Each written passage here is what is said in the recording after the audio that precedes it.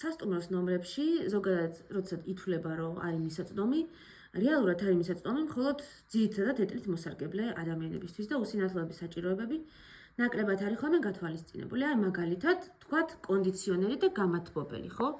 ეს არის, ანუ აბსოლუტურად ბრტყელი მოწყობილობაა, რომელზეც, ანუ ხელით არაფერი არ იგრძნობა, ანუ ზოგი ხო არის რომ შეიძლება ან დაატრიალო, ან რაღაცაკნა, ამას არაფერი, ანუ არის უბრალოდ ბრტყელი და ანუ თუ ვერ ხედავ, შანსი არ არის რომ ეს გამოიყენო, ანუ არც გვერდით არ აქვს არანაირი ღილაკი, არც რა ვიცი, სადმე შუაში, არც იხსნება, თქვათ აქ ხო შეიძლება რაღაცა იხსნებოდეს და შიგნით ხოს.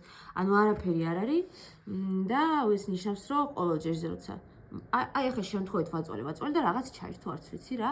ყოველ ჯერზე როცა რაღაც გჭირდება, უნდა გამოიძახო დამხმარე პერსონალი და ხანდახან მაგალითად ყურმესაც არ იღებენ ხოლმე მიმღებში ყოველთვის არ არიან.